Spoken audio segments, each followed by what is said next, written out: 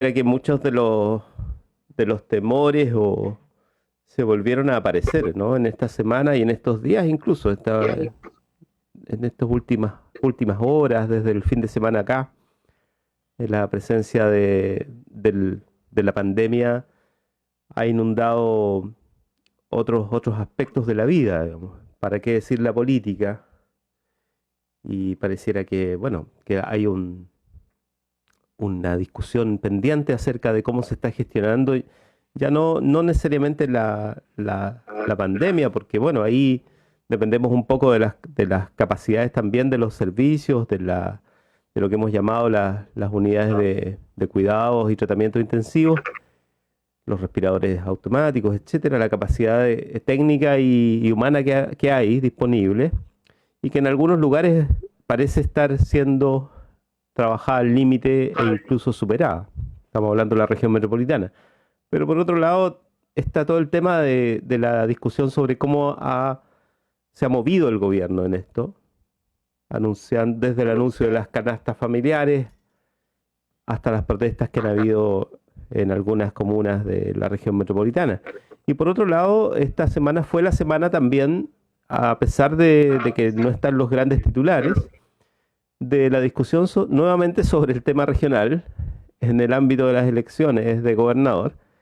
Y por lo menos vimos, ¿no? Así, hasta donde yo recuerdo, el pronunciamiento del amplio espectro de actores políticos, por lo menos acá en la región y en otros lugares del país, para parar, en definitiva, esta nueva ofensiva por cambiar el calendario eleccionario. Creo que fue así, ¿no, Egon? Sí, y en eso Juan Andrés cumplió un rol importante que me gustaría que más bien pudiera comenzar Juan Andrés porque lideró o estuvo, yo no sé, ahí los detalles los tiene Juan Andrés, eh, recolectando firmas a las cuales yo adherí, por supuesto, de un amplio espectro de personajes políticos, sociales. Entonces, no sé, cedo un poco el micrófono para que Juan Andrés nos cuente detalles de eso. Juan Sí, Andrés, bueno, por favor. yo no lideré nada, pero eh, Pero estuviste ahí. pasa lo siguiente, voy a enmarcar la cuestión en aquello que nos preocupaba la semana pasada. ¿No? Porque la semana pasada le dimos como bombo en fiesta a la tesis del senador Quintana, no sé si ustedes recuerdan, que resultaba absolutamente impresentable, comentábamos en aquella oportunidad, decir que hay que suspender una elección que está contemplada en la Constitución y en la ley orgánica, porque puede que una futura Constitución no contemple la figura. Y decíamos, oiga, si es por eso, tampoco los senadores están asegurados en la próxima Constitución. Entonces, a lo mejor suspendamos a los senadores y no hagamos elección de senadores. Pero resulta que la situación era más grave que esa, porque ese desatino de Jaime Quintana, senador de la República, estaba en verdad ocultando algo que es menos desatinado desde el punto de vista de su formulación argumental o ideológica, pero casi igual de pernicioso en sus efectos políticos para las regiones, que es la idea de que las elecciones de gobernador regional, que después de la postergación de la pandemia estaban planificadas para abril del 2021, junto con las municipales, se postergaran para noviembre de 2021, junto con las presidenciales y parlamentarias. Esto, este traslado no tiene que ver con la pandemia, porque si tuviera que ver con la pandemia, también se pasarían las elecciones municipales para noviembre.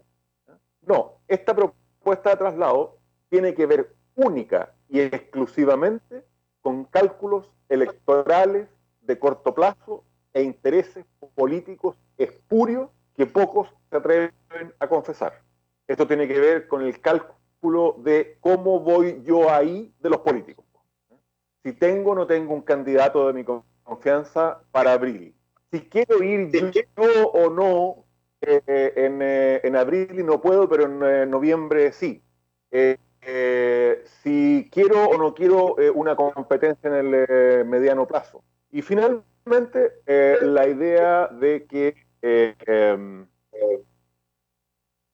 retrasar esta elección también permite, en definitiva, de mejor manera, suspenderla después o volverla a retrasar.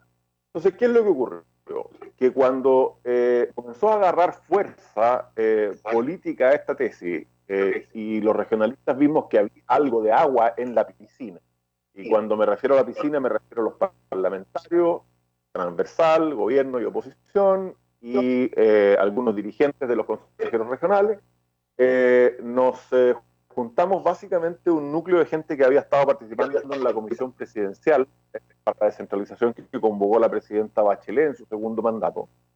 Y redactamos una declaración muy breve, pero muy contundente, diciendo sencillamente que resultaba impresentable o inaceptable, no me acuerdo cuál fue las dos de las expresiones que ocupé, que se planteara siquiera esta posibilidad de postergar, desvinculado de las municipales y desvinculado de la pandemia, una elección que estaba prevista en la Constitución y en la ley.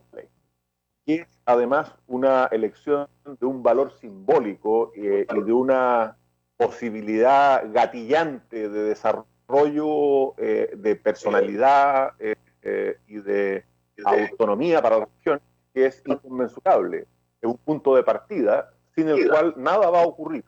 Desde luego, ese es un punto de partida que no garantiza que ocurra nada tampoco, pero sin él nada va a ocurrir en las regiones y todo va a seguir ocurriendo exactamente igual como ha venido ocurriendo en los últimos 150 años. Entonces, a partir de ese texto nos concentramos primero en obtener las firmas de parlamentarios. Afortunadamente, tuvo firmas de más de 80, y creo que ya van 85 parlamentarios.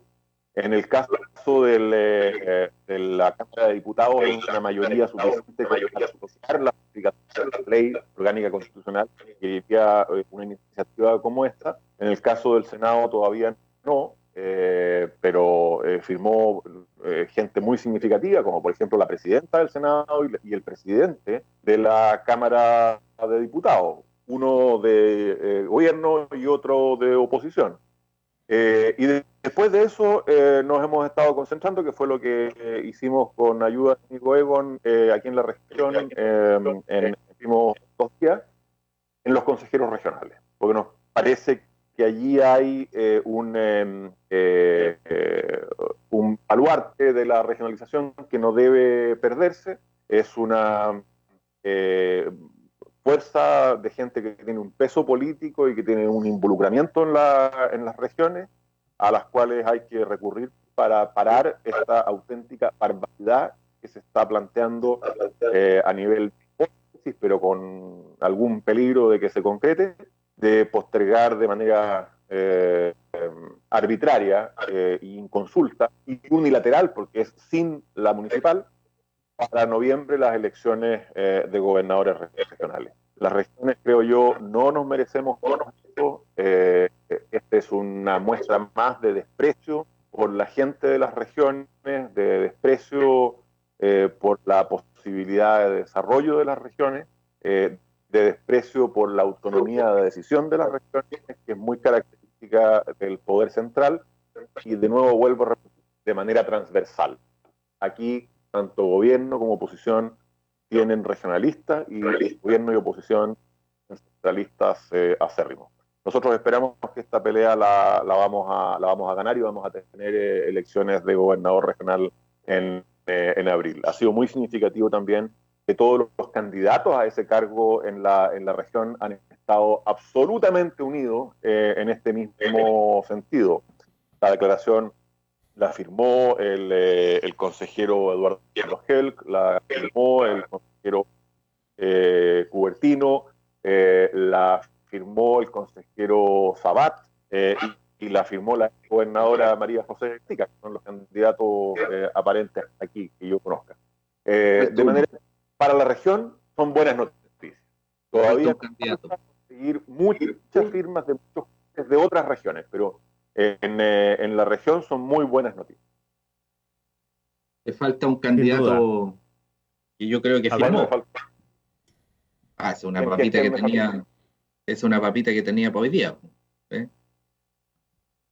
¿Cómo? Perdón. La A ver, cara que ponen, expliquemos. la cara que ponen así congelados. No, aparentemente, mi querido amigo Juan Taladrí sería candidato a gobernador también. Sí, desde luego. Pero es que él no está formalmente proclamado candidato hasta donde yo sé. Pero sí, yo creo que tiene intenciones y yo creo que sería un candidato competitivo también. Y Yo creo que desde va a ser luego Juanito candidato, Juanito. también, sí, y también firmó. Sí, sí.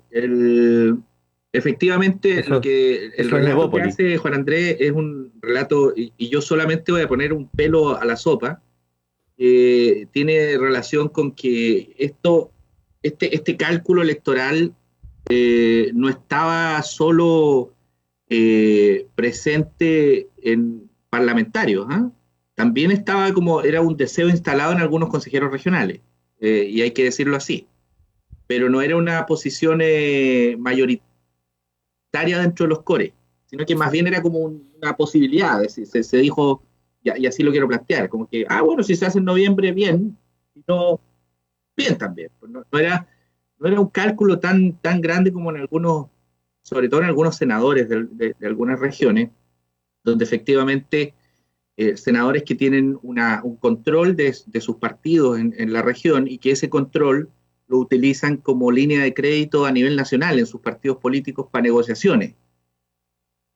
Entonces, claro, es mucho más rentable tener esta elección en noviembre en términos de cálculo electoral que tenerla en abril. Por lo tanto, y además que al gobierno también le convenía, ojo, porque el gobierno estaba jugando con que algunas figuras que, que están en cargos, que ya están inhabilitados por ley, si es en noviembre, pudieran jugar con esa inhabilidad, es decir, votar la inhabilidad, pero con un juego político mucho más intenso si es que se lograba esto. Yo creo que con el trabajo que se hizo a nivel de regionalista, se dio una señal política muy potente, pero es una señal, ojo, que es potente, pero no es una señal que tenga suficiente respaldo ciudadano. Aquí ya lo he dicho.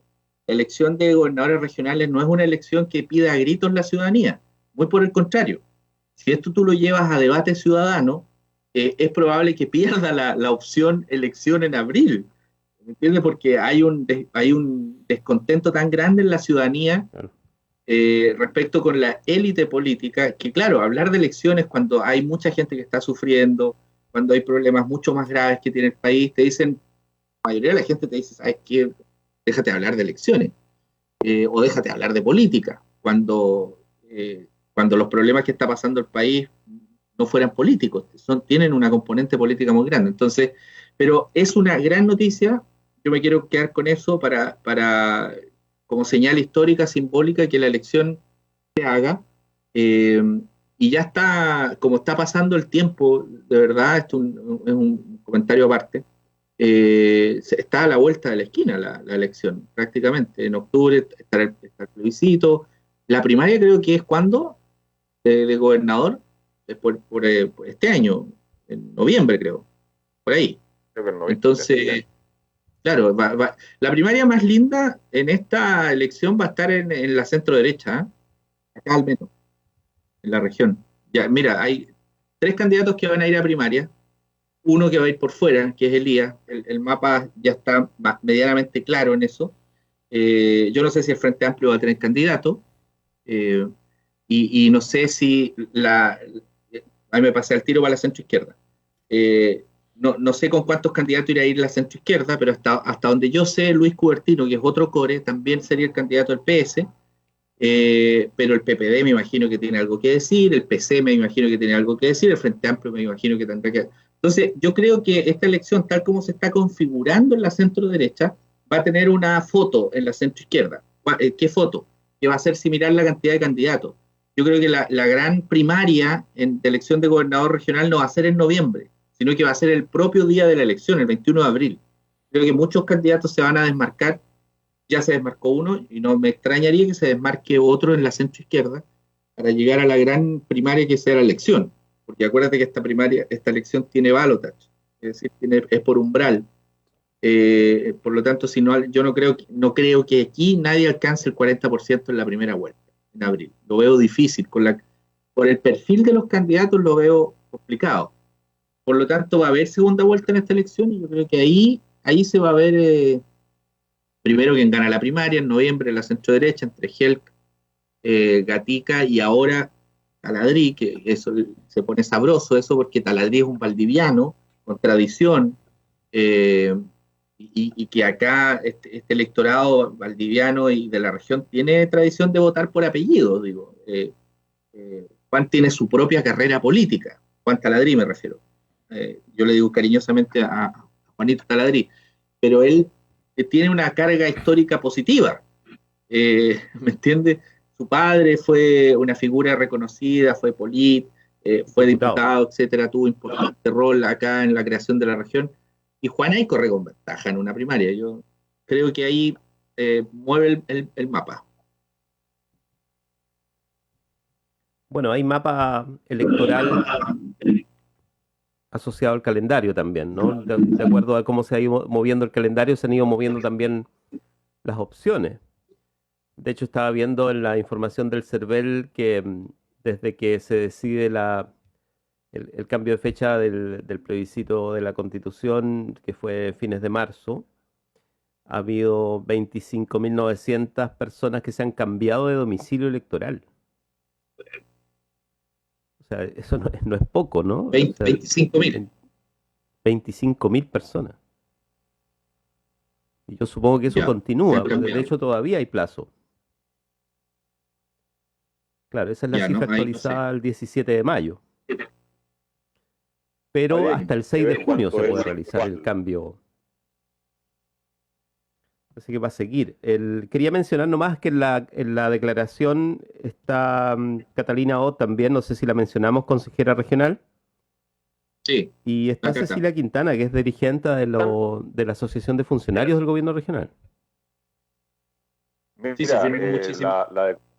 la declaración la firmó también el directorio completo de Valdivia, la firmó la Asociación de Funcionarios del Gobierno Regional.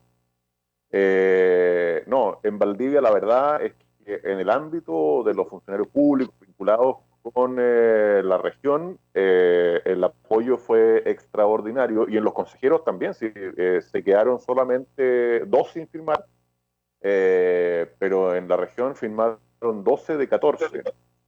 ¿Quién quedó sin firmar, Juan Andrés? Es, no me acuerdo cómo se llaman los dos que no firmaron. Eh, no, en Pero realidad me son acuerdo, pero no. consejeros. Ya. Pero lo relevante en política son las grandes mayorías, Pero sumaste a mi querido amigo de amigo. la Unión, el core de la Unión. Sí, sí, sí, sí, sí, sí, sí. Y las grandes mayorías en la región de los ríos se han expresado con absoluta nitidez, dejando en una situación muy aislada a los dos o tres políticos que están en una posición distinta en la región, a quienes tampoco voy a mencionar, por cariño.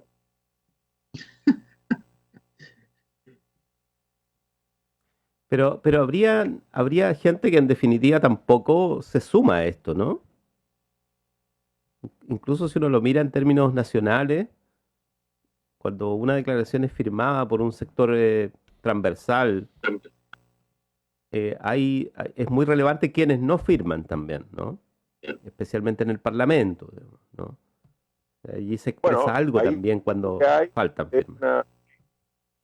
eso es relevante, pero ahí lo que hay, diría yo, es una mezcla de gente. Por un lado, hay gente que se ha pronunciado siempre de manera franca, abierta, y por lo tanto, a mi juicio, súper respetable, por la intención de un esquema de gobierno centralizado al máximo en Chile.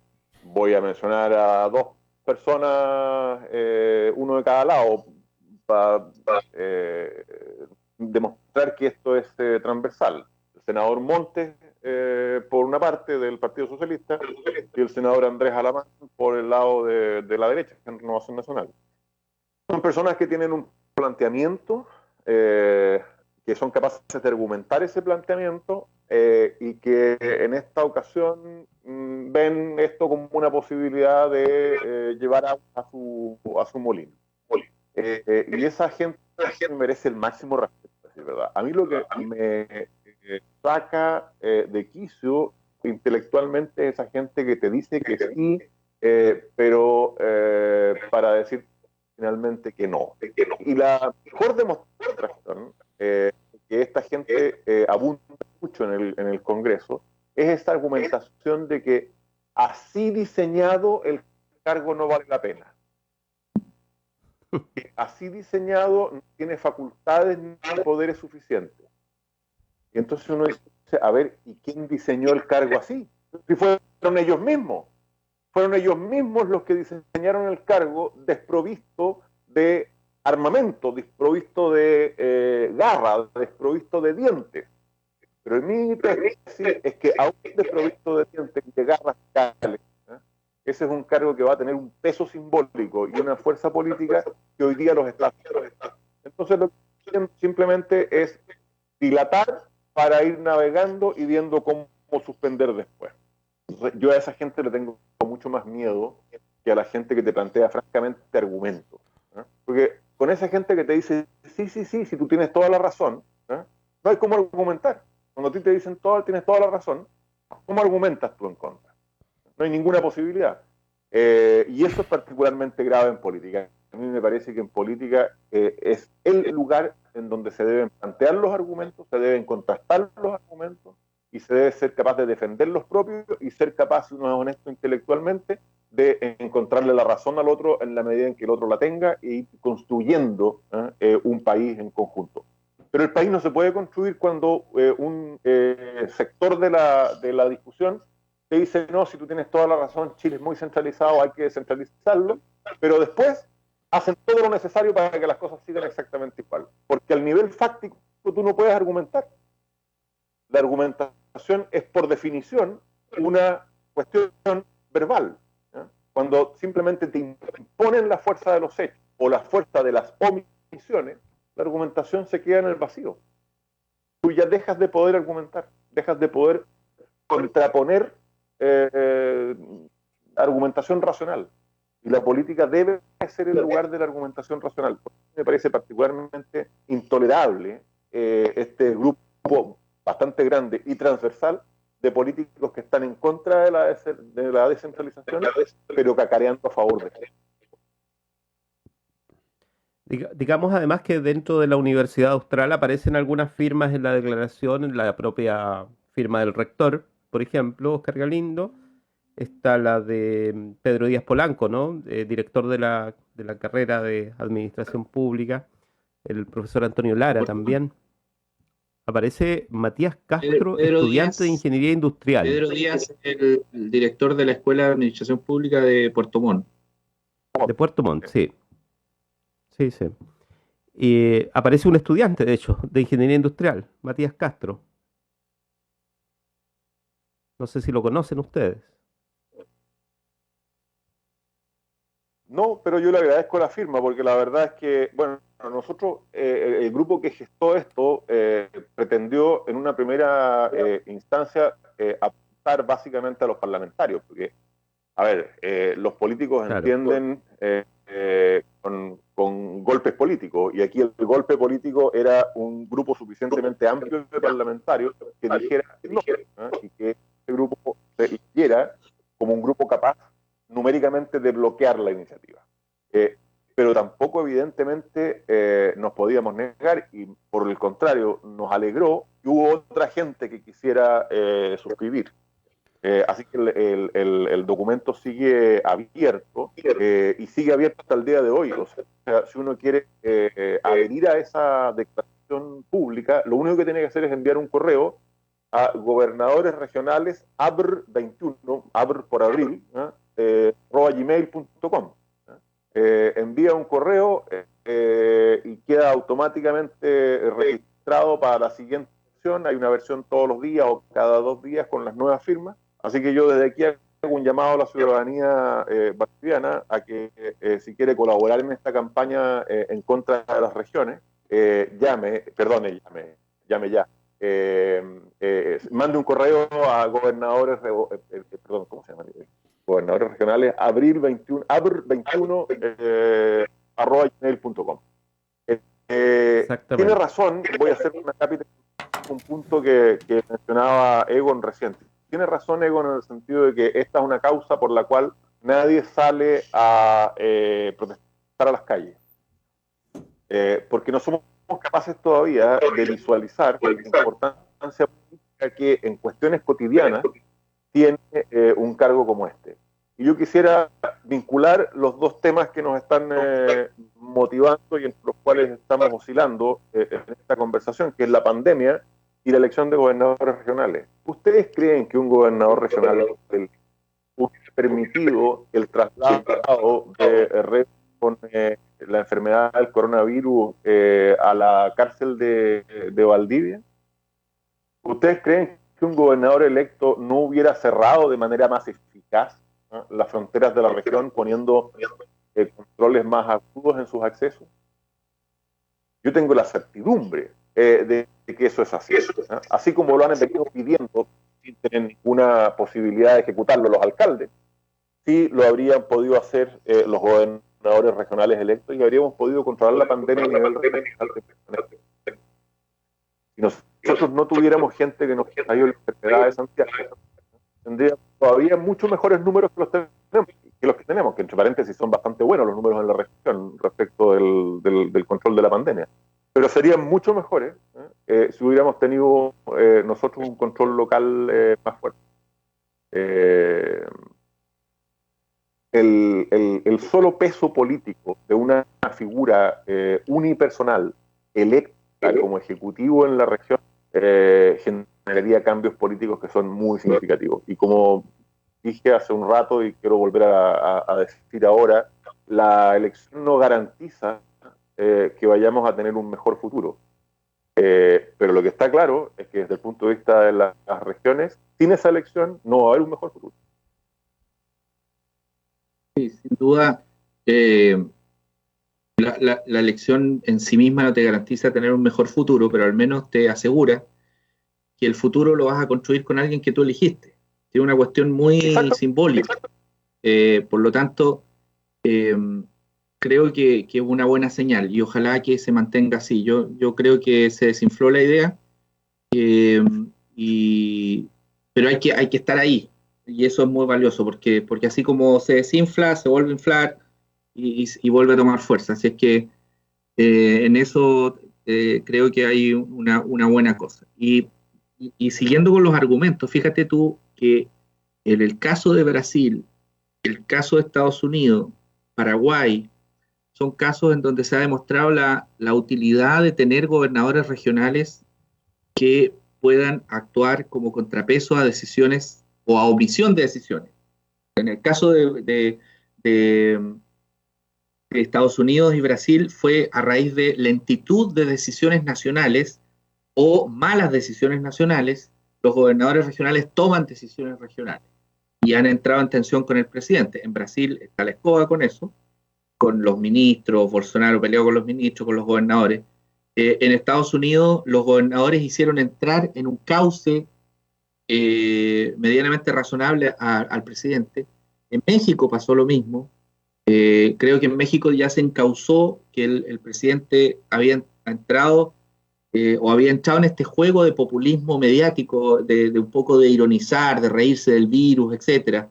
Yo recuerdo una frase muy lamentable de Andrés López Obrador, Andrés Manuel, que decía que los abuelos salgan a los restaurantes con sus nietos y con sus hijos a seguir consumiendo. Fue muy lamentable esa decisión. Y habla de que, y bueno, dicho eso, inmediatamente salieron algunos gobernadores en sus estados a poner paño frío. En Paraguay, la actuación de los municipios ha sido vital para poder pedir recursos, etcétera. Entonces, claro que es útil, es muy útil por esta visión de contrapeso y porque, en definitiva, las autoridades regionales y locales conviven mucho con el sentido común. Sentido común que muchas veces las autoridades nacionales no es que no lo tengan, no es que las autoridades nacionales per se no tengan sentido común. Lo que pasa es que conviven con otro sentido, que es un sentido político y un sentido más amplio que lo aleja un poquito del sentido común. Los alcaldes están llenos de sentido común y claro, a veces los hace ser muy cosistas, a veces los hace ser poco estratégicos con mirada nacional, claro, porque los alcaldes y los gobernadores regionales en este caso van a tener una mirada más territorial. Entonces, no, los argumentos están de sobra. No hay argumento como para decir no. Buena pipa, Bueno, Muy buena. ahí está el tema. Yo les proponía también vincular esta conversación a la situación política nacional, en especial respecto del gobierno, como han visto esta semana y el funcionamiento, un poco también las salidas públicas del gobierno, pensando en que pareciera haberse complicado más la situación, por lo menos no solamente de la pandemia me refiero, sino fundamentalmente de la presencia en la conducción de la agenda política que se estaba llevando a cabo. sí. Mira, yo tengo la Bueno, impresión que se está... eh, a ver, tengo la impresión de que la crisis de la pandemia se está tratando de asimilar con los factores explicativos del 18 de octubre.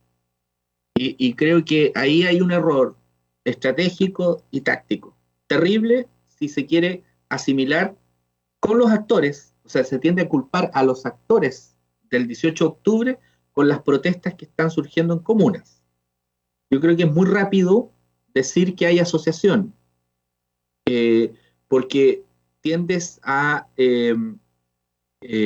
o a minimizar o tiendes a aislar inadecuadamente a actores suponiendo que están detrás de motivaciones relacionadas con el 18 de octubre.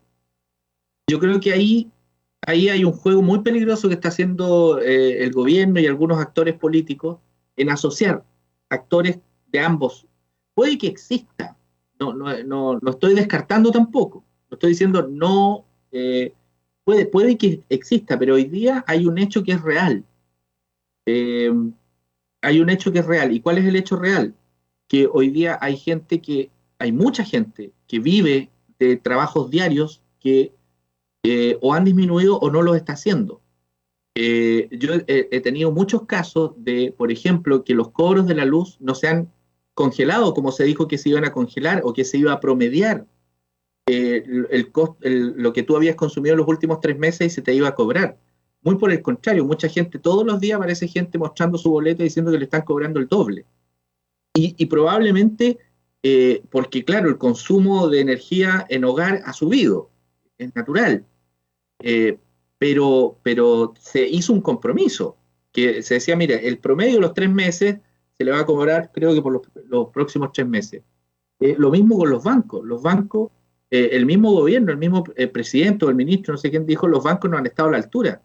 Claro, se te dice, mira, vamos a hacer esto y terminas haciendo lo contrario y mucha gente está recibiendo señales por varios lados y señales confusas, señales algo confusas. Entonces, si tú entras en este juego de decir que las protestas, entre comillas, de la pandemia, las vas a reprimir con la misma motivación que lo hiciste el 18 de octubre, puede que te metas en un problema mucho mayor, porque estás suponiendo que la gente está protestando por los motivos del 18 de octubre, cuando puede que sea cierto, puede que haya mucho de eso, pero hoy día hay argumentos suficientes como para que se pueda presumir que la protesta es porque efectivamente hay gente que no tiene que echarle a la olla, porque trabaja en el diario y le están diciendo que no puede exponerse y hay situaciones confusas. Entonces ahí me parece que hay un riesgo político. Juan Andrés, ¿cómo ves la situación? Yo tiendo a coincidir con el análisis de Egon. Yo creo que es muy posible que parte de la gente que protesta en el bosque o en alguna otra comuna en Santiago no sea la misma que protestó el 18 de octubre, no lo sabemos, Eh, pero es una hipótesis que yo creo que políticamente es poco fructuosa. Es decir, creo que tiene razón Egon cuando dice, mire, hay motivos suficientes como para explicar, no justificar, pero explicar una protesta. Hay efectivamente muchas situaciones que se están haciendo agudas, de dificultad de llevarse el pan a la boca. Eh, hay dramas familiares que se están haciendo cada vez más difíciles de sostener porque esto es tonto que lo diga, pero lo voy a decir igual, uno no se duerme con hambre y amanece sin hambre. Uno se duerme con hambre y amanece con más hambre. Es decir, el hambre es un problema que se acumula a diario y que se va haciendo cada vez más difícil de sostener y de tolerar.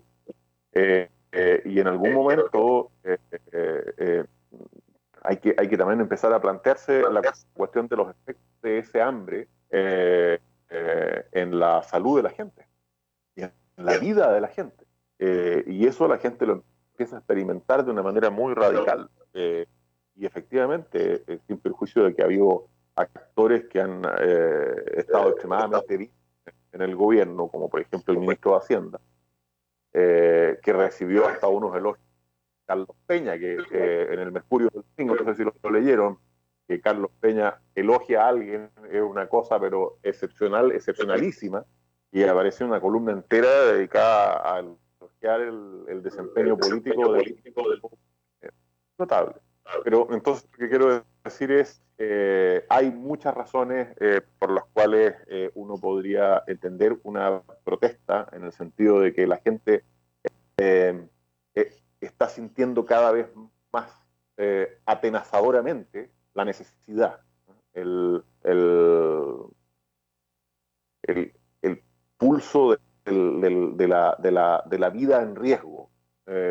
Y frente a eso, el gobierno puede hacer algunas cosas que ha hecho, creo que ha dejado de hacer también cosas que sí se pueden hacer, y ahí hay un juego político que yo creo que es muy malo, y en eso, como digo, coincido con Egon. Vincular la protesta social del 18 de octubre a lo de ahora, creo que es un error que puede costar caro. Me parece torpe políticamente.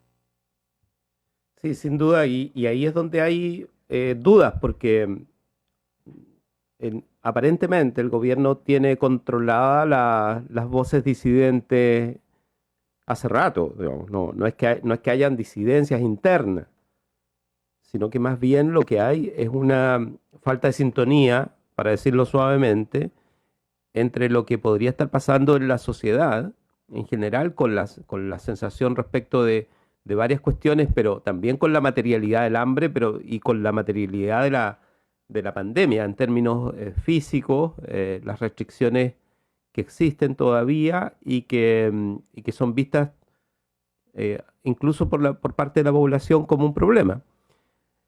Y además hay cosas que no sé si están ya circulando mucho en la población, pero no sé si han visto esto de que hay análisis respecto de eh, casos, como por ejemplo la compra de ventiladores de la CPC en China, en que se está analizando cómo habría sido realizada, porque por lo menos fue un poco desprolija, digamos, ¿no?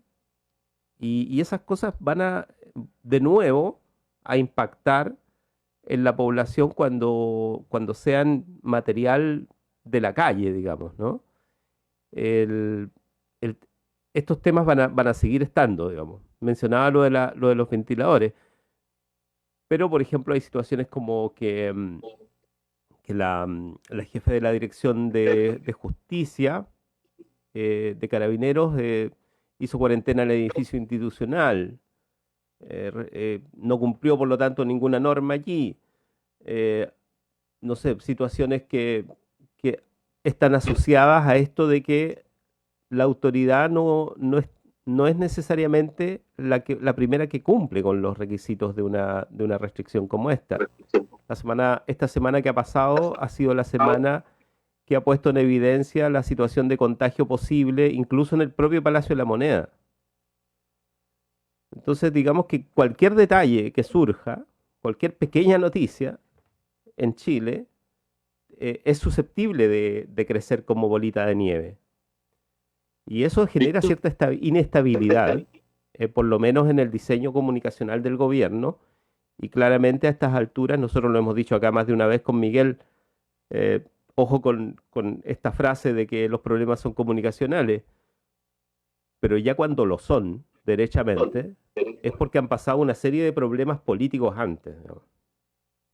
Entonces, no es, insisto, no es una disidencia interna, pero sí hay una cuestión de falta de prolijidad.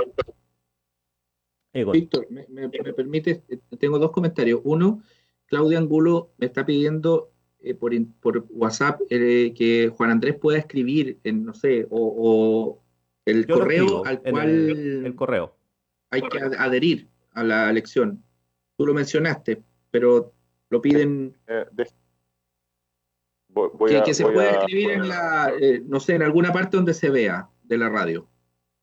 O me lo envías por WhatsApp y yo se lo envío. Díctemelo, yo lo escribo en el comentario del fanpage, no se preocupen. Eso. No quiero equivocarme. Eso era lo primero. Y lo segundo que te quiero señalar a raíz de lo que tú estás comentando, Víctor, es que, mira, los ventiladores son vitales. Que falten ventiladores es una situación sanitaria horrible, que hasta ahora no ha pasado, pero no queremos que pase. Pero si te falta el pan en la casa, tienes dos problemas. El ventilador pasa a segundo plano, si tú no tienes que comer. Entonces ahí tenemos una situación de límite ético y político que nos está comenzando o que se está comenzando a configurar como un problema. Y si tú la falta de pan la politizas, estamos en un problema mayor. En un problema mayor. Porque tú puedes politizar el tema de los ventiladores, ok, pero si yo voy, ciudadano centro-izquierda, me enfermo y tengo ventilador, ok, no hay ningún problema. Pero si yo, ciudadano centro-izquierda, salgo a protestar porque me falta el pan, no me pueden decir que porque soy de izquierda estoy protestando porque me falta el pan. Entonces, no se puede. No puedes entrar en ese debate. Si tú entras en ese debate, se da el viejo dicho, no quiero ser como el Chavo del Ocho o el Chapulín era el que usaba dichos que al revés, pero me estoy acordando del dicho, si siembras viento, vas a cosechar tempestades. Así está bien el dicho, ¿no? El Chapulín era. Sí. Entonces, tú no puedes politizar el hambre, porque el hambre es una necesidad que te hace actuar de manera irracional. Está al límite de las pasiones. Por lo tanto, no puedes entrar en ese debate. A mí me parece doloroso entrar en ese debate, de verdad. Yo no imaginé jamás que, por ejemplo, iba a ser un tema de debate que en un edificio se ponga la palabra hambre y luego se iban a crear hashtag ironizando sobre eso. A mí me parece que es igualmente doloroso que se ponga la palabra hambre en un edificio, e igualmente doloroso me parece que se haga un debate sobre eso, porque no creo que estemos en condiciones como país. Por eso es cada día más recomendable no entrar a Twitter y conversar más bien en estos espacios de conversación donde se puede, porque Twitter se transformó y hago alusión a Twitter porque ahí fue donde se armó este escándalo. Se transformó de verdad en una especie de pozo negro de las comunicaciones. Es muy desagradable. Entonces, uno está viendo cada día más desagrado y la gente que está padeciendo realmente el problema probablemente no disfruta con esto. Entonces, yo creo que entrar en ese debate es perverso. Y creo que ahí no debemos entrar como país. La verdad es que a mí me preocupa entrar como país en ese debate. de politizar el hambre, de decirle al que está padeciendo hambre, preguntarle si protestó en el 18 de octubre, si estuvo cerca de algún político, si se sacó la foto con algún político. Porque detrás de él probablemente hay gente que genuinamente está pasando hambre. Sí, hay declaraciones, de hecho yo veía la del alcalde Sharp, por ejemplo, que mencionaba esto de que debiera haber una política integral alimentaria, que es una manera también de politizar el hambre, ¿no? Pero con cierta apertura a construir un acuerdo transversal. Y la verdad es que la politización de estos temas está también mediada por una cuestión que nos ha estado alimentando el debate público desde hace varios meses. Y es inevitable, yo lo he mencionado acá más de una vez, que cuando miramos las redes sociales nos damos cuenta, los que han estudiado esto, de que efectivamente hay una repolitización de los temas, incluida la pandemia propiamente tal, en el último mes, desde mediados de abril. Entonces ya es muy difícil que no se produzca esta contaminación en términos de temáticas y de perspectivas políticas al respecto. Sí es verdad que se puede sostener algún debate un poquito más estructurado, más racional respecto a estas cosas, sí, o sea, no debiera ser un problema. Lo que pasa es que, claro, los noticiarios pueden transformarse en parte del problema cuando muestran esto como una cuestión meramente incluso delictual. O sea, yo he visto titulares respecto del rol del narcotráfico incluso. O sea, se empezó a enredar de nuevo, algo que venía un poco enredado el verano pasado. Sí, pero al mismo tiempo hay voces sensatas. Juan Andrés. Pudieron leer las declaraciones de Mario Desbordes, presidente de Renovación Nacional, que llamaba precisamente en la misma línea de lo que estamos conversando nosotros tres o cuatro, considerando nuestro excelso conductor. No podemos resolver esto a palos, decía Desbordes. Él hacía ver que tenía compañeros de curso del colegio que estaban en situación en que pasaban hambre. Esto en Chile no se veía desde la crisis de los 80. Es una situación que a mucha gente es primera vez en la vida que se enfrentan a una situación así. Y es evidente que esto tiene que tener una respuesta razonable y ojalá transversal y lo menos contaminada posible en el sentido de que estamos conversando. Yo creo que es el momento de abandonar las mezquindades de la política y separar la preservación de la vida y de la salud de las cuestiones políticas. Yo sé que es difícil hacer esta separación, pero puede hacer un llamado desde aquí. El llamado es a oír las voces más sensatas. Yo creo que tiene razón Egon a desoír lo peor de nosotros, que es lo que se vierte en estas redes sociales que se han transformado en un pozo de odiosidad, un pozo negro, le llaman recién. Porque también hay un tema de salud mental de por medio. La gente el encierro a la situación de privación física del alimento cotidiano y le sumas además una gama de noticias que son siempre trágicas y dramáticas y espantosas, y le agrega la participación en redes sociales con una carga de odiosidad alta, bueno, en lo que termina es en una situación insostenible desde el punto de vista psicológico. Mira, Jaime Matamala, perdón Jaime que lo voy a leer, pero es totalmente sensato lo que dice. Me manda un WhatsApp y me dice: las ollas comunes, la Pablo Neruda y Inés de Suárez, no son políticas, dice. Ahí están hombres y sobre todo mujeres de todos los sectores políticos y sociales.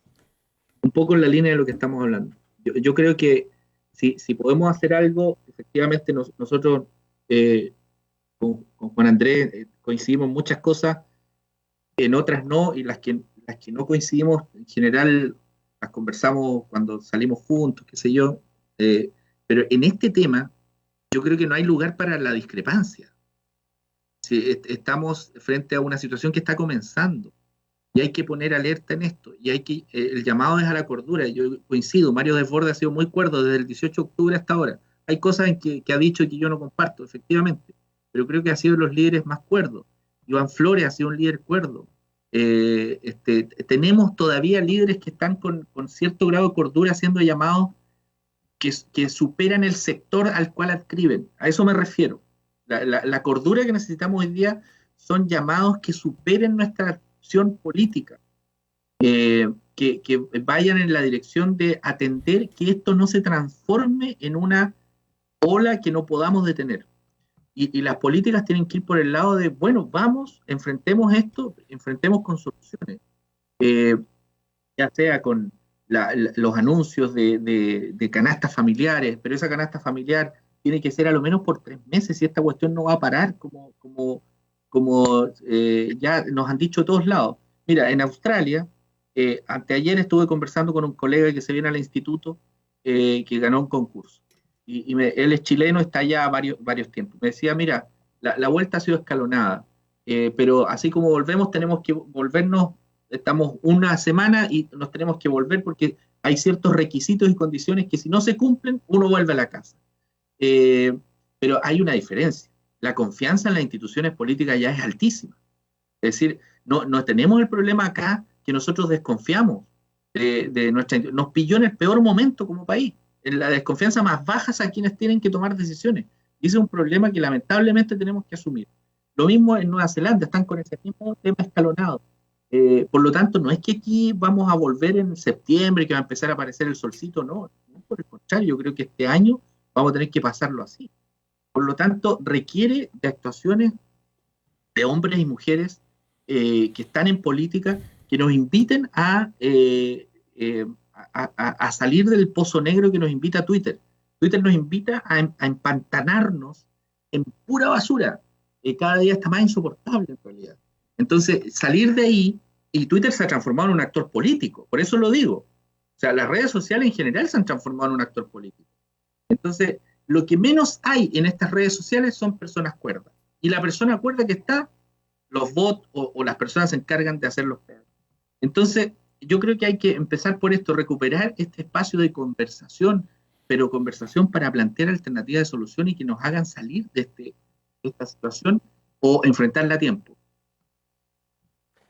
Yo quería agregar además Oye, que esto, claro, suena bien, ¿no? Todo lo que ustedes han dicho, pero en la práctica, en el debate político, obviamente hay frases y argumentaciones que no están solamente en el plano de la valoración transversal de la unidad, o sea, es que están en el plano del debate político propiamente tal y de cómo se ha gestionado políticamente desde la moneda la cuestión de la pandemia como un contenido político, ¿no? A eso me refiero. La cuestión sanitaria obviamente está en manos de las autoridades también, pero está parametrizado de otra manera, digamos, para decirlo en términos formales.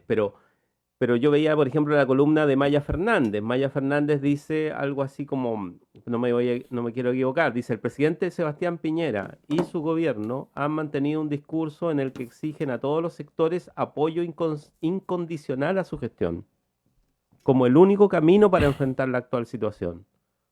Y ahí dice, bueno, apoyar a las autoridades en estas circunstancias difíciles es un deber, en eso no hay duda. Pero el problema aparece en el momento en que ese apoyo se exige de manera incondicional, como si fuese una traición y una deslealtad al debate y la participación. Entonces, eso obviamente es un argumento de carácter político que enlaza esta cuestión del momento, de la contingencia, con el debate que traíamos desde el 18 de octubre. Y lo dice Maya Fernández.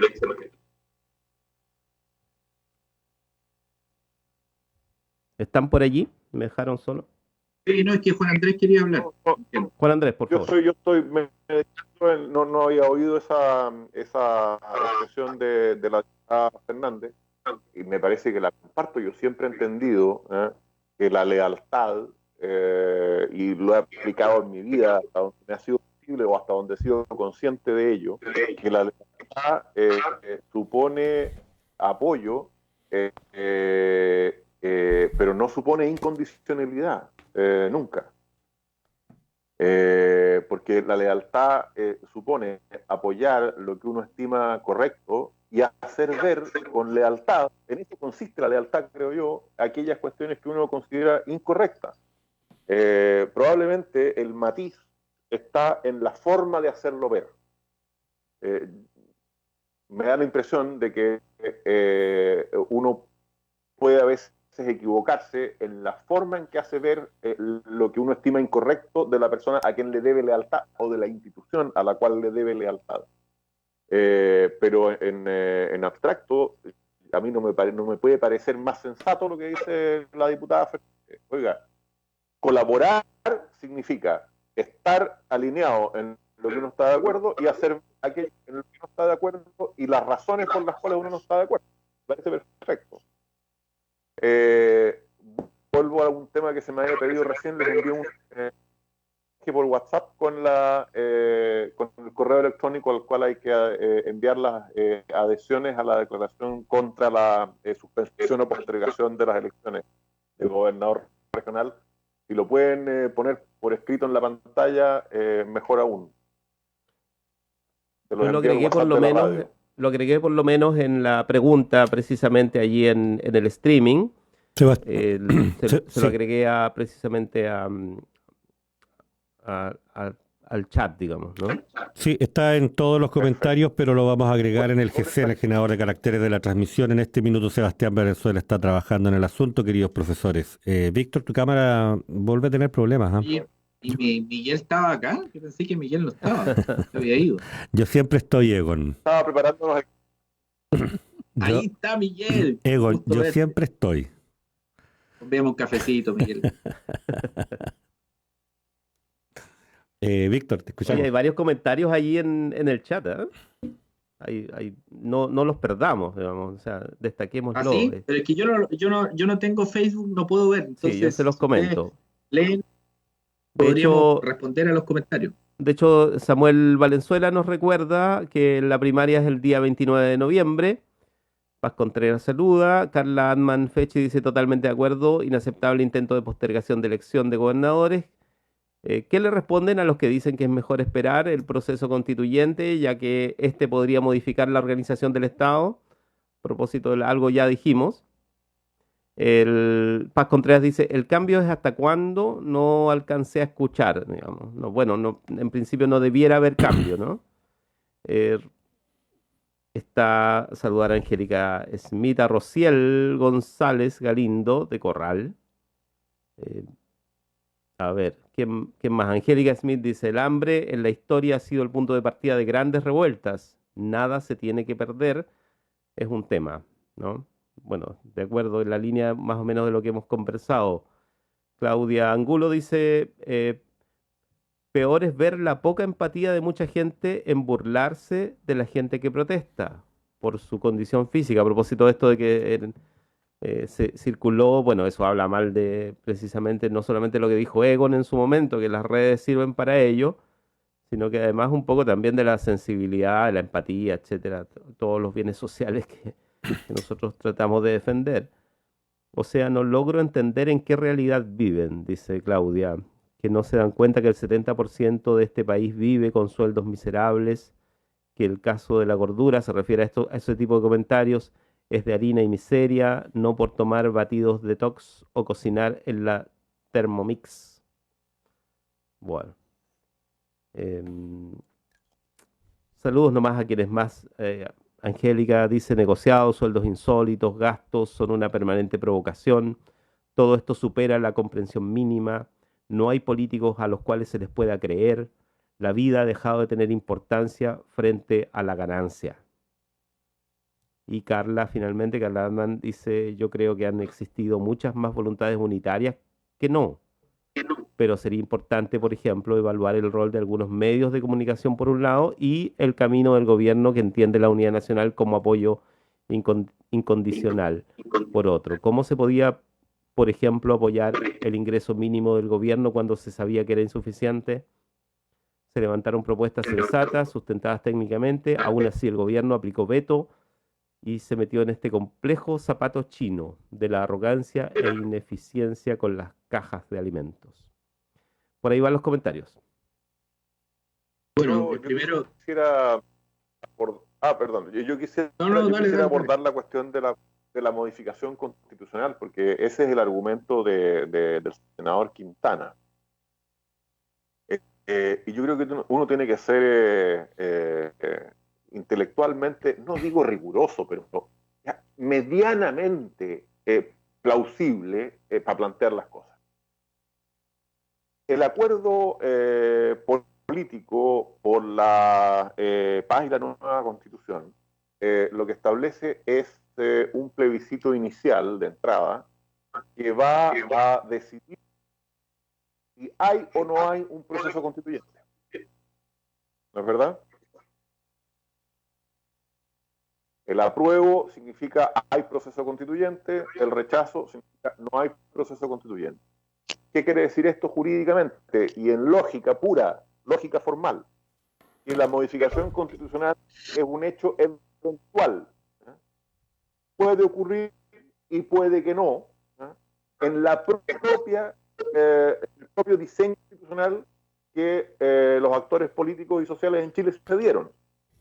Entonces, frente a una modificación hipotética de la Constitución, a mí me parece absolutamente impresentable desde el punto de vista de la pura lógica, decir dejemos sin aplicación la Constitución vigente porque puede que haya un proceso que puede que la modifique en el futuro. Si eso está así, entonces también dejemos sin efecto todo el resto de las instituciones. En un proceso constituyente, en donde además se ha hecho énfasis en la idea de la hoja en blanco, que desde luego yo no comparto, porque hay ciertas instituciones que es poco probable que cambien, es decir, la forma del Estado en Chile es poco probable que cambie de una república a una monarquía, no se me ocurre que vaya a haber mucho, pero en abstracto tenemos una hoja en blanco en un proceso constituyente. Entonces dejemos de aplicar, o sea, mi pregunta es ¿por qué selectivamente esta elección y no otras instituciones?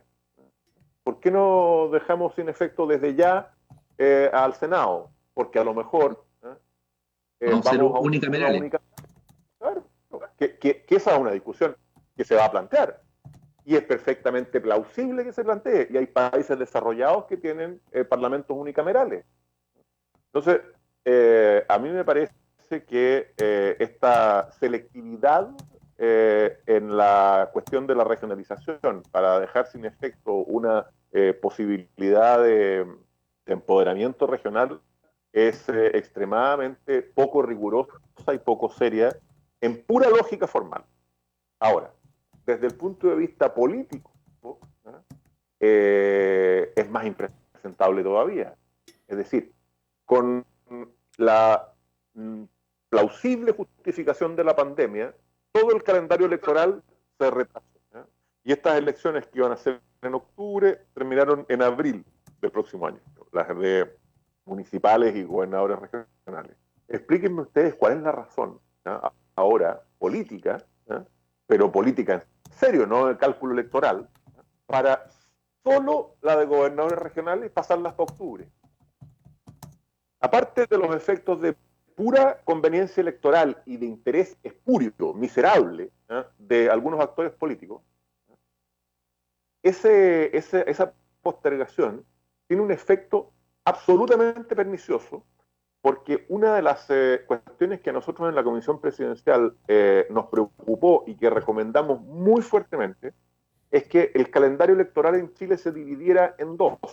Uno de carácter nacional, que comprendiera las elecciones de presidente de la República, y de parlamentarios, que, ojo, los parlamentarios se eligen territorialmente, pero tienen una función que es de legislar para el país.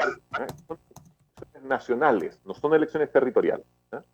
Que algunos parlamentarios se tomen la elección como un botín territorial es una perversión y es una degeneración del sistema, y que haya caudillismo local es una también perversión y una degeneración del sistema, porque esas son elecciones nacionales para elegir a un órgano legislativo para el país. Y nosotros entonces habíamos propuesto que esas elecciones se hicieran juntas, como ha venido ocurriendo hasta ahora, y que hubiera otro periodo electoral, ojalá con un año de diferencia, en que se pudiera expresar la ciudadanía respecto de elecciones con incidencia territorial directa. ¿Qué comprendía esa elección? Gobernador regional, consejeros regionales, alcaldes y concejales. Es decir, todas las elecciones que tienen que ver con la gestión local y regional de los territorios. Pasar la elección de gobernadores y de consejeros al calendario de las elecciones nacionales supone, por definición, invisibilizar por completo, ¿no?, esa elección. Porque la elección nacional tiene un carácter tan potente, ¿no?, desde el punto de vista del compromiso político, que tiene una especie de aptitud de correr un velo sobre todo el resto. Nosotros ya tuvimos un ejercicio de este tipo, eligiendo consejeros regionales junto con presidente de la República. Y nadie tenía ni la más mínima idea de quién estaba eligiendo. Porque pasan a tener cero importancia comunicacional, cero financiación de campaña, ¿no?, cero visibilidad de propuestas. Una de las cosas que a nosotros nos interesaba enormemente en la comisión presidencial era que hagamos elecciones programáticas, en donde uno no elija solamente la cara bonita o el nombre simpático o el nombre más tradicional en la zona, sino que se pronuncie la gente sobre un programa. Mire, yo quiero hacer esto.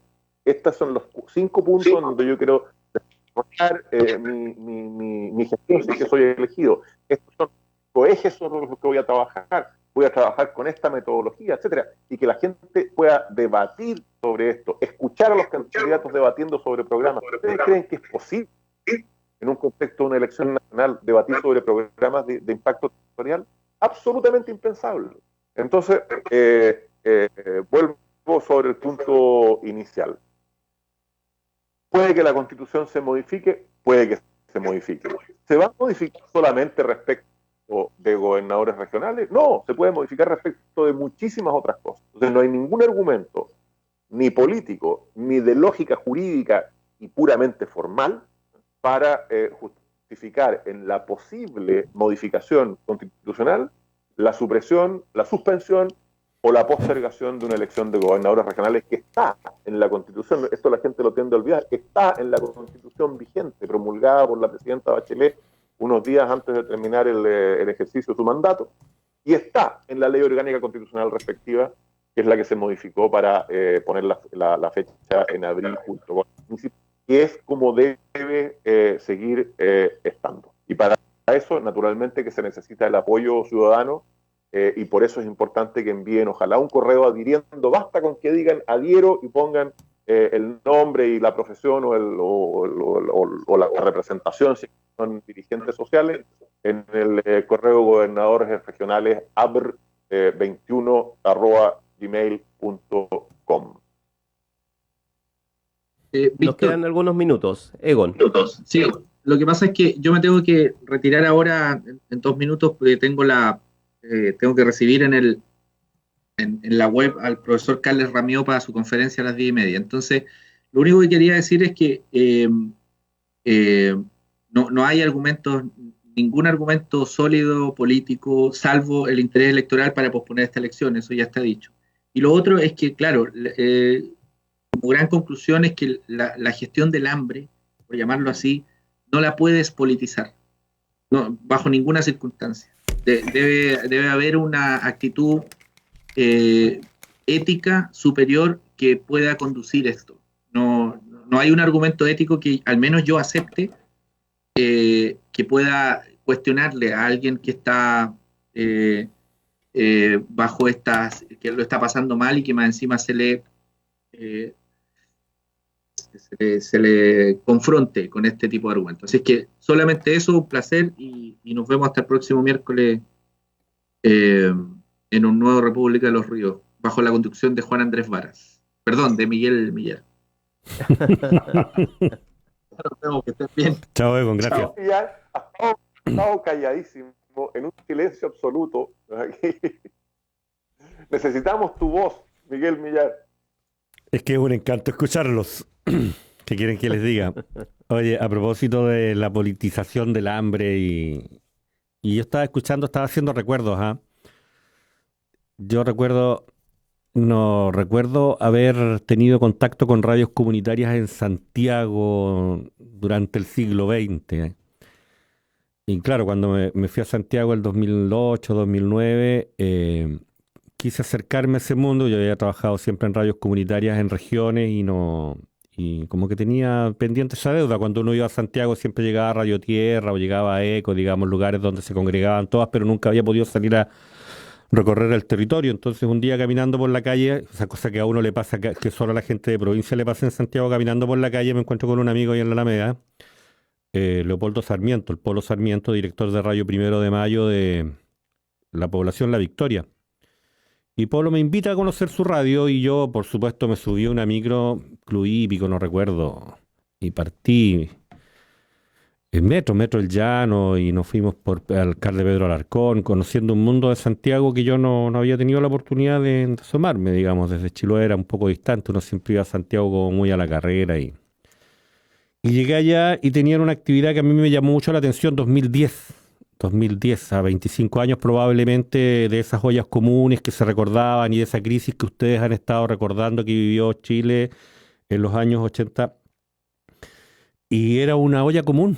Se juntaron los vecinos en la radio, muchos vecinos, decenas, y hicieron una porotada con porotos con rienda y sacaron su plato y hicieron un acto político que consistía en recordar cómo sobrevivieron ellos esos años de hambre. Y era un acto político, era una manifestación de cómo tenían que quería afirmar cómo se organizaron para construir un mundo distinto, para construir una población más justa, más digna, que se relacione de mejor forma con el resto del territorio nacional. Eh, sí fue una respuesta política, digamos, no fue una respuesta de otro tipo, no. Esto de, mira, tenemos que estar todos juntos y tienen que estar todos apoyándome y tenemos que tener solo una postura porque en esto tenemos que ser, ¿cuál es la palabra? Uniforme, compacto, no tenemos que tener ninguna fragmentación, cuando en definitiva esta situación tiene que ver con las fragmentaciones que con las construimos esa sociedad. Entonces, si no hacemos visible y no enfrentamos esas confrontaciones, era lo que me decía el Polo, en aquella porotada que compartimos en la población La Victoria, no vamos a poder salir bien de este lugar. Y precisamente es en esos lugares donde ha vuelto la olla común, ha vuelto a la parroquia, ha vuelto a la junta de vecinos, ha vuelto a la radio comunitaria, y no solo en esos lugares, también en otros lugares del país, como lo vimos en aquel minuto. Yáñez Zavala, entiendo, eh, Yáñez Zavala, Norte Grande, Corby, probablemente Inés de Suárez. Y a mí me llama la atención además como gesto, quiero volver al contenido político que tiene la olla común, digamos, porque durante las primeras semanas insistimos en la canasta familiar, mira, teníamos que reunir canastas familiares y sí, era una respuesta muy distinta en lo simbólico. Ustedes, Egon y Juan Andrés, siempre insisten en que la política, una de las potencias, es el valor simbólico de cada uno de sus actos. Y claro, el tránsito de la canasta familiar a la olla común significa un tránsito en lo simbólico bien significativo. Y respecto de este, quiero yo decir, de este actor social, de este actor popular, que es el poblador organizado, el vecino organizado de las poblaciones populares, en la olla común tiene un significado muy particular y no creo que haya como organización vecinal algo más político que una olla común. Por ahí va mi inquietud a propósito de lo que les estaba escuchando, Víctor, Juan Andrés. Juan Andrés, nos quedan 5 minutos. Juan Andrés, ¿estás por allí? Simplemente despedirme de la gente que nos está escuchando, agradecer la participación vía remota de nuestros auditores, este diálogo que de repente se produce. Quiero hacer una sugerencia para los próximos programas. Yo creo que el diálogo con los auditores enriquece enormemente la conversación. Me pareció oír que Carla Antman había estado participando, Samuel Valenzuela, que es un actor político irrelevante, Daniel Matamala. Me parece parece que esa conversación que se produce con los auditores a través de los medios digitales es particularmente enriquecedora de nuestra conversación también, y me gustaría que la incentiváramos para las próximas oportunidades. Así que en esta última intervención, junto con volver a insistir en la necesidad de presionar a nuestros parlamentarios, ¿no? En el sentido de que es intolerable la anteposición de los intereses pequeños y mezquinos de los partidos, o peor todavía, individuales de los políticos, al interés general de la región, a la cual juraron servir, ¿no? Y por lo tanto, en base a esa intolerabilidad, ser muy categórico, como lo han sido las candidatas y candidatos al cargo de consejero regional, como lo han sido la inmensa mayoría de los consejeros regionales en nuestra región, en parar este verdadero ataque a la posibilidad de desarrollo político de las regiones, que significa la suspensión o la postergación de las elecciones. A mí me parece que desde el punto... Estamos viviendo una situación que es gravísima, mucho más grave que la que estamos refiriendo a nivel de la postergación de las elecciones. Pero no son cosas que están desvinculadas, y desde el punto de vista del desarrollo regional hay pocas cosas más graves que lo que está fraguándose en los despachos de algunos políticos de gobierno y de oposición como ataque funesto a la posibilidad de autonomía en las regiones. Creo que debemos reaccionar muy fuertemente a eso, y quiero agradecer la posibilidad de haber compartido mi indignación con todos ustedes en esta mañana de miércoles, nuevamente nublada y oscura. Así que ha sido un agrado tener la claridad y la luz de esta conversación en esta oscura mañana de día miércoles de nuevo. Bien, Juan Andrés, cerremos con algunos comentarios. De hecho, Angélica Smith reitera, dice, me parece interesante la discusión respecto del tema electoral, solo que frente a la contingencia de vida o muerte me parece un desgaste inútil. No se me ocurre que a la gente le interese en este momento. Paz Contreras dice, creo que el destino político de nuestro país siempre será muy importante a propósito de politización. Lisette Schwerter dice, no me parece que la olla común haya vuelto a esos lugares. Nunca dejó de estar, los vecinos y vecinas siempre han estado organizados, más visibilizados o no, pero nunca han dejado de encontrarse. Y Carla Adman dice, este viernes y sábado en Niebla, en la sede del Club Deportivo Balneario de Niebla, entiendo, ¿no? Se realizará algo, no sé si se refiere a una olla común, pero se refiere precisamente a esta discusión que teníamos en la parte final. Un gusto poder leerlos, además, así es que siéntanse con toda la libertad para invitar a otros y a otras voces incluso a que nos escriban. Miguel. Sí, agradecer a todos quienes se incorporan creciente, masiva y explosivamente a través y participan activamente además de la conversación a través de las redes sociales. A nosotros todavía no logramos dominarlas bien, necesitamos un dispositivo probablemente un poco más eficiente que estos notebooks que nos limitan la visibilidad y esas cosas. Vamos a ver cómo lo resolvemos, porque tenemos la misma inquietud de Juan Andrés Varas de ver cómo podemos tener un diálogo más fluido con los auditores. Si no, ¿para qué tenemos estas tecnologías? Pues no creo que sea solo para comprar en AliExpress o en alguna otra de esas redes. Insistir en el significado político del hambre, ¿eh? Yo no creo que haya algo menos político que... Algo más político. Algo más político.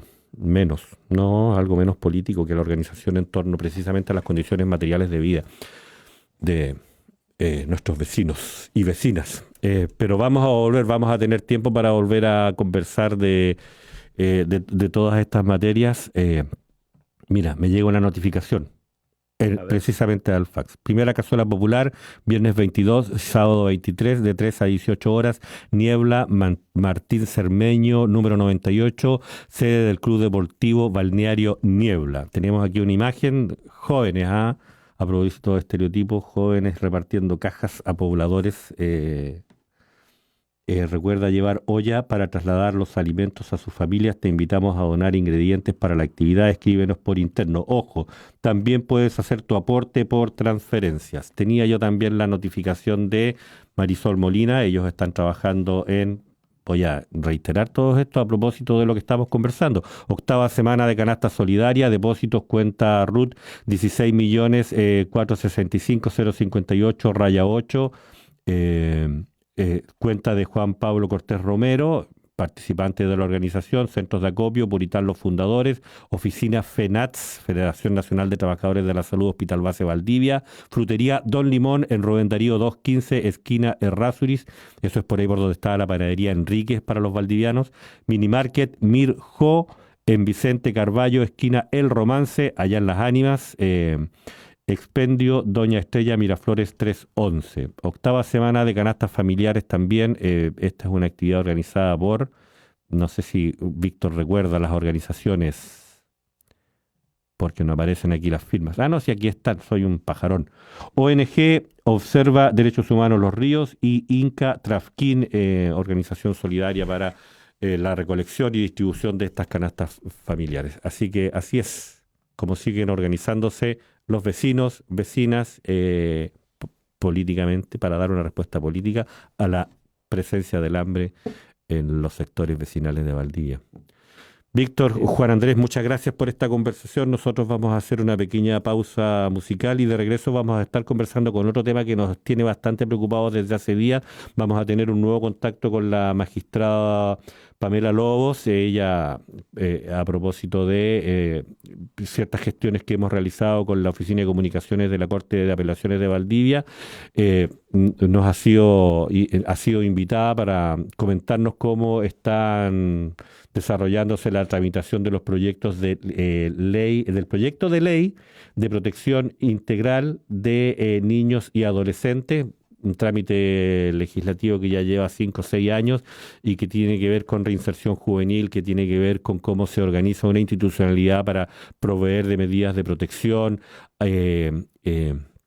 a niños y adolescentes que son objetos de vulneraciones de derechos. Entiendo que Pamela ha participado de diálogos permanentes con la comisión a cargo del desarrollo de esos proyectos de ley, así que vamos a conversar con ella para volver a actualizar esa conversación que tuvimos la semana pasada, Víctor. Tú lo recuerdas, y que probablemente Juan Andrés, a propósito de su expertise en materia legislativa y en materia legal, también está bastante al tanto respecto de cómo avanzan esos desarrollos y tan preocupados como nosotros. Juan Andrés, muchas gracias. Nada, un saludo muy cordial y nos vemos la próxima semana. Un abrazo para todos. Gracias. Víctor, vamos Sí. Víctor, vamos a la pausa a cargo de Sebastián Valenzuela y volvemos a Radio Universidad Austral de Chile.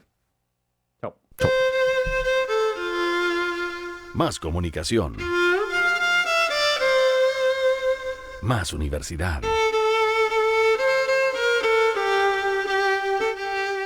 Radio Universidad Austral de Chile. La Universidad Austral de Chile realiza una permanente vinculación con el medio regional, nacional e internacional, cumpliendo la misión de aportar al desarrollo de los territorios en los que está inserta, en Valdivia, Osorno, Puerto Montt y Coyhaique. Universidad Austral de Chile, calidad y compromiso público. Más información en www.uach.cl. Es la hora 10:04.